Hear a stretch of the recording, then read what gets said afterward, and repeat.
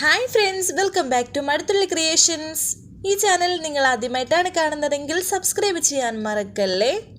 സുജാതയും നിത്യയും ജ്യോതിയും ശരവണനും ജീവന്റെ വീട്ടിൽ നിന്നും ജീവന്റെ കയ്യിൽ നിന്നും രക്ഷപ്പെട്ടു പോവുകയാണ്. എന്നാൽ നിത്യയെ കൊല്ലണം എന്നുറപ്പിച്ചു തന്നെ വന്നിരിക്കുകയാണ് ജീവൻ. അവിടെ വന്നപ്പോൾ അവിടെയെങ്ങും ആരെയും കാണാനില്ല. ഉടൻ തന്നെ ജ്യോതിയുടെ ഫോണിലേക്ക് ജീവൻ വിളിക്കുന്നുണ്ട്.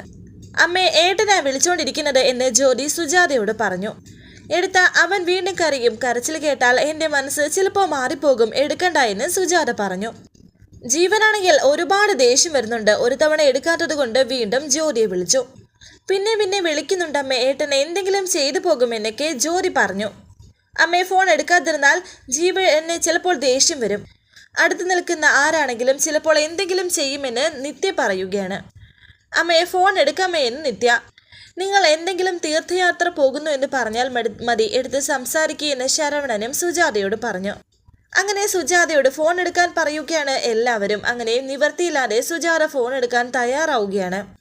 ഇപ്പോൾ സുജാത ഫോൺ എടുത്തോ. അമ്മേ എന്ന് ഒരു വാക്ക്. അമ്മേ, നിങ്ങൾ എവിടെയാ എന്നെ ജീവൻ ചോദിക്കുമ്പോൾ സുജാത പറയുന്നു, ഞങ്ങൾ ദൂരെ ഒരു സ്ഥലത്തേക്ക് പോവുകയാണ്. എവിടെ നിങ്ങൾ പോകുന്നത് എന്ന് ജീവൻ. നിനക്ക് കണ്ടെത്താൻ എത്താത്തടത്തേക്ക്. ഇനി നീ എന്നെ വിളിക്കരുത് എന്ന് സുജാത പറയുന്നു. ഇത് കേൾക്കുമ്പോൾ ജീവൻ ഒരുപാട് ദേഷ്യം വരുന്നുണ്ടെങ്കിലും അത് പുറമെ പ്രകടിപ്പിക്കാതെ സംസാരിക്കുന്നുണ്ട്. അമ്മേ, എന്നെ വേണ്ടാന്ന് വെച്ചിട്ട് പോവുകയാണോ? അമ്മേ, എനിക്ക് ആശുപത്രിയിൽ നിൽക്കേണ്ടമ്മേ, എന്നെ കൊണ്ട് ഇവിടെ നിൽക്കാൻ പറ്റില്ലമ്മേ എന്നെ ജീവൻ സ്നേഹത്തോടെ സംസാരിക്കാൻ തുടങ്ങുകയാണ്. എങ്ങനെയെങ്കിലും അവരുടെ മനസ്സ് മാറ്റാനുള്ള ശ്രമം. എന്നാൽ ഇത് കേട്ട് സുജാത പറയുന്നു, നീ കള്ളമൊന്നും പറയണ്ട. നീ ആശുപത്രിയിൽ നിന്നും ചാടിയല്ലേ? നീ വീടിൻ്റെ ഉമ്മറത്ത് വന്ന് നിൽക്കുന്നത് ഞാൻ കണ്ടതല്ലേ? അമ്മേ, ഞാൻ പറയുന്നത് കേക്കമ്മേ. നിങ്ങൾ എവിടെയാണെന്ന് പറ, ഞാൻ അങ്ങോട്ട് വരാം എന്നൊക്കെ ജീവൻ പറയുന്നു. അമ്മേ, എനിക്ക് അമ്മയോട് സംസാരിക്കണം, എനിക്ക് നിത്യയോട് സംസാരിക്കണം എന്ന് ജീവൻ പറയുമ്പോൾ സുജാത പറയുന്നു, വേണ്ട, ഒരാൾക്കും നിന്നോടൊന്നും സംസാരിക്കാനില്ല. എല്ലാ സംസാരവും അവസാനിച്ചു എന്ന് പറയുമ്പോൾ ജീവൻ ദേഷ്യത്തോട് ചോദിക്കുന്നു, അമ്മേ, നിങ്ങൾ എവിടെയാമ്മേ? എവിടെയാണെന്ന് പറയമ്മേ എന്നൊക്കെ പറയുമ്പോൾ സുജാത പറയുന്നു, ഇല്ല, പറയില്ല, ഒരിക്കലും പറയില്ല. എന്നാൽ ഈ സമയത്താണ് അവിടെ സ്ഥലപ്പേര് അനൗൺസ് ചെയ്യുന്നത്.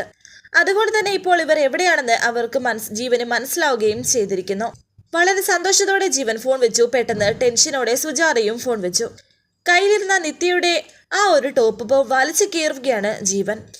അതും അലറിക്കൊണ്ട്. എന്നിട്ട് വളരെ പെട്ടെന്ന് തന്നെ അവരുടെ അടുത്ത് എത്താനുള്ള ശ്രമത്തിലാണ് ജീവൻ.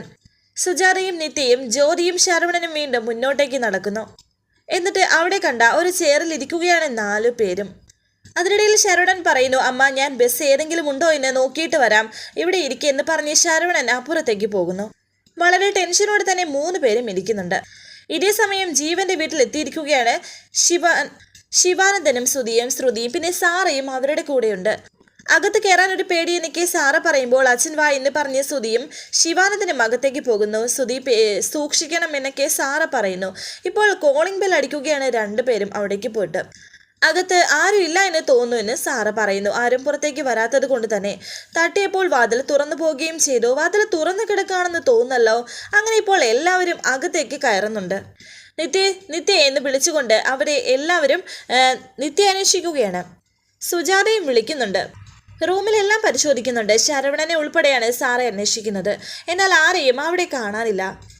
ആ വീട്ടിൽ ആരുമില്ല എന്നുള്ള കാര്യം അവർക്ക് മനസ്സിലായിരിക്കുന്നു. മുകളിലും താഴെയും എല്ലായിടത്തും അന്വേഷിച്ചു, എന്നിട്ടും ആരെയും കണ്ടിട്ടില്ല. ഇപ്പോൾ ഈ സമയം അവിടെ എല്ലാവരും ബസ് വെയിറ്റ് ചെയ്ത് നിൽക്കുകയായിരുന്നു. ശരവണൻ അന്വേഷിച്ചിട്ട് തിരികെ വന്നിട്ട് പറയുന്നു, അമ്മ, രാത്രിയിൽ ബസ്സൊന്നുമില്ല. ബസ് എന്താ ഇല്ലാത്തത് എന്ന് സുജാത ചോദിക്കുമ്പോൾ ശരവണൻ പറയുന്നു, രാവിലെയാണുള്ളത്. വിഷമിക്കാതെ, ഞാൻ ഇവിടെ തന്നെയുണ്ട്, ഇവിടെ ഇരുന്ന് ഉറങ്ങിക്കോളൂ, ഞാൻ ഇവിടെ തന്നെയുണ്ട് എന്നൊക്കെ ശരവണൻ അവർക്ക് സമാധാന വാക്കുകൾ പറയുന്നുണ്ട്. എന്നിട്ട് 3 പേർക്കും കാവൽ നിൽക്കുകയാണ് ശരവണൻ. ഇതേ സമയം ശിവാനന്ദനും കൂട്ടരും അവിടെയൊക്കെ നിത്യയും സുജാതയും ഒക്കെ അന്വേഷിച്ചെങ്കിലും അവിടെ ആരെയും കണ്ടെത്താൻ സാധിച്ചില്ല. വല്ലാത്ത ടെൻഷനിൽ തന്നെയാണ് ശിവാനന്ദൻ. അങ്കിൾ, അവരാരും ഇവിടെ ഇല്ല എന്ന് സാറ പറയുന്നു. വരുന്ന സമയം മുഴുവനും സുജാതയുടെയും നിത്യയുടെയും ഫോണിലേക്ക് ഞാൻ വിളിച്ചുകൊണ്ടിരിക്കുകയായിരുന്നു, കിട്ടുന്നില്ല എന്ന് ശിവാനന്ദൻ പറഞ്ഞു. അച്ഛൻ, നമ്മളിനി എന്ത് ചെയ്യുമെന്ന് ശ്രുതി. ഒരു കാര്യം ഉറപ്പാണ്, നിത്യ വന്നത് ഇവിടേക്ക് തന്നെയാണ്. ജീവന്റെ അവസ്ഥ വളരെ കുഴപ്പമായിരുന്നു. എനിക്ക് തോന്നുന്നത് ജീവനെ പേടിച്ച് അവരെവിടേക്കോ മാറിയെന്നാണ് എന്നെ സാറ. എങ്കിൽ പിന്നെ നമ്മളോട് ആരോടെങ്കിലും പറഞ്ഞിട്ട് പോയിക്കൂടായിരുന്നോ? ഇല്ലെങ്കിൽ നമ്മുടെ അടുത്തേക്ക് വന്നുകൂടായിരുന്നോ? അയാളല്ല, അയാളെ പോലെ ഒരു 10 പേര് വന്നെങ്കിലും അവരെ നമ്മൾ സംരക്ഷിക്കുമായിരുന്നല്ലോ എന്ന് ശ്രുതി പറയുന്നു. എടാ സുജാത ഏറ്റവും വില കൽപ്പിച്ചിരുന്നത് അവരുടെ അഭിമാനത്തെയാണ്. ഇനിയും നാട്ടുകാരുടെ മുന്നിൽ സുജാതയ്ക്കും കുടുംബത്തിനും ഒരു അഭിമാനവുമില്ല. അതുകൊണ്ടായിരിക്കും ചിലപ്പോൾ എന്നൊക്കെ വിഷമത്തോടെ ശിവാനന്ദൻ. അങ്കിൾ, നമ്മൾ പോലീസിൽ മറ്റോ കംപ്ലൈൻറ്റ് ചെയ്യണോ എന്ന് സാറ ചോദിക്കുന്നു. വേണ്ട, എന്തെങ്കിലും ഒരു വിവരം കിട്ടുമോ എന്ന് നോക്കാം, എന്നിട്ടാകാം ബാക്കി എന്നൊക്കെ ശിവാനന്ദൻ പറഞ്ഞു. അങ്ങനെ ഇപ്പോൾ അവരവിടെ നിന്ന് പോവുകയാണ്. ഇതിനു മുന്നേ തന്നെ ജീവൻ അവിടെ നിന്നും സുജാതയും നിത്യയും ഒക്കെ അന്വേഷിച്ച് പോയി കഴിഞ്ഞിരിക്കുന്നു. അവരെവിടെയാണെന്നുള്ളതെന്നും ജീവന് മനസ്സിലായി കഴിഞ്ഞിരിക്കുന്നു. പിന്നീട് കാണിക്കുന്നത് ഒരുപാട് നേരമായിട്ട് സുജാതയും ബാക്കിയുള്ള എല്ലാവരും തന്നെ ആ ബസ് സ്റ്റാൻഡിൽ വെയിറ്റ് ചെയ്ത് നിൽക്കുകയാണ് ഒരു ബസ് കിട്ടാൻ വേണ്ടിയിട്ട്. രാത്രി ആയതുകൊണ്ട് തന്നെ എങ്ങോട്ടേക്കും ബസ്സില്ല എന്നാണ് പറയുന്നത്. ഇരുന്നിരുന്നിപ്പോൾ ശരവണനും ജ്യോതിയും നിത്യയും ഉറങ്ങിയിരിക്കുകയാണ്. എന്നാൽ സുജാതയ്ക്ക് മാത്രം ഉറക്കമില്ല. വളരെ ടെൻഷനോടെ സുജാത അവിടെ അങ്ങനെ ഇരിക്കുന്നു. ജീവൻ ഇവിടേക്ക് വരില്ല എന്ന വിശ്വാസത്തോടെ സുജാതയും അവിടെ ഇരുന്ന് മയങ്ങാൻ തുടങ്ങുന്നു. എന്നാൽ സുജാതയ്ക്ക് പെട്ടെന്ന് ജീവന്റെ വാക്കുകൾ ഓർമ്മ വരുന്നുണ്ട്. അമ്മേ, നിങ്ങൾ എവിടെയാണ് നിങ്ങൾ പോകുന്നത് എന്ന അവസാന വാക്കുകളാണ് ഓർമ്മ വരുന്നത്. എന്നെ വേണ്ടാന്ന് വെച്ചിട്ട് പോവുകയാണോ? അമ്മേ, നിങ്ങൾ എവിടെയമ്മേ എന്നൊക്കെ വീണ്ടും വീണ്ടും സുജാതയുടെ മനസ്സിലിങ്ങനെ ജീവന്റെ സംസാരം വരുന്നുണ്ട്. അതുകൊണ്ട് തന്നെ സുജാതയ്ക്ക് ഉറങ്ങാനും സാധിക്കുന്നില്ല. ഇരുന്നിരുന്ന ശരവണനും അവിടെ ഇരുന്നുറങ്ങി പോകുന്നുണ്ട്. സുജാത ഒന്ന് എണീറ്റ് അവിടേക്ക് ഒന്ന് നോക്കുന്നുണ്ട്. സുജാത ജീവനെ വളർത്തിയ ആ ഒരു സംഭവം ഓർക്കുകയാണ്. ജീവന്റെ ആ പഴയ ഓർമ്മകൾ, ജീവന് കൊടുത്ത ആ സ്നേഹം, അങ്ങനെ ജീവനുമായിട്ട് ജീവിച്ച ആ ഒരു സന്ദർഭങ്ങളൊക്കെ ആലോചിച്ചിരിക്കുന്നു. പിന്നെ നിത്യ ആദ്യമായി കണ്ടതും അങ്ങനെ തൻ്റെ പഴയ കാര്യങ്ങളൊക്കെ ആലോചിക്കുന്നു. നിത്യയുടെ വീട്ടിൽ പെണ്ണ് കാണാനായിട്ട് വന്നതും പിന്നെ ജീവന്റെയും നിത്യയുടെയും വിവാഹം കഴിഞ്ഞതും അങ്ങനെ എല്ലാ കാര്യങ്ങളും ആലോചിക്കുന്നു. ശേഷം നിത്യയോട് ജീവൻ ചെയ്ത ഓരോ ക്രൂരതയും, ജീവൻ ഒരു കൊച്ചു കുട്ടിയെ പോലെ ആയതും, വിഷ്ണുവിനെ ജീവൻ കൊല്ലാനുള്ള ആ സംഭവം കൊന്നതും, പിന്നെ എല്ലാവരുടെയും നേരെ കത്തി നീട്ടിയതും, എല്ലാവരെയും കൊല്ലാൻ നോക്കിയതും, അങ്ങനെ എല്ലാ കാര്യങ്ങളും ഇപ്പോൾ സുജാത ഇരുന്ന് ആലോചിച്ച് സങ്കടത്തോടെ നിൽക്കുന്നുണ്ട്. പിന്നെയും ജീവൻ അവസാനമായി ഫോണിലൂടെ പറഞ്ഞ ആ വാക്കാണ് സുജാതയ്ക്ക് ഇങ്ങനെ ഓർമ്മ വരുന്നത്. ശേഷം കാണിക്കുന്നത് പിറ്റേ ദിവസമായിരിക്കുന്നു. ബസ്സുകളൊക്കെ വന്ന് തുടങ്ങിയിരിക്കുന്നു. ഇപ്പോൾ എല്ലാവരും അവിടെ ഇരുന്ന് അങ്ങനെ ഉറങ്ങി ഇരിക്കുകയാണ്. ആ ചെയറിലിരുന്ന് തന്നെ സുജാതയും നിത്യയ്ക്കും ജ്യോതിയോടൊപ്പം ഇരുന്നുറങ്ങുന്നു. ആ സൈഡിൽ തന്നെ ശരവണനും ഇരുന്നുറങ്ങുന്നുണ്ട്. ബസ് വരുന്നത് ശരവണന്റെ കണ്ണിൽപ്പെട്ടു. പെട്ടെന്ന് ശരവണൻ ചാടി എണീച്ചിട്ട് സുജാതയും ബാക്കിയുള്ള എല്ലാവരെയും വിളിച്ചുണർത്തുന്നുണ്ട്.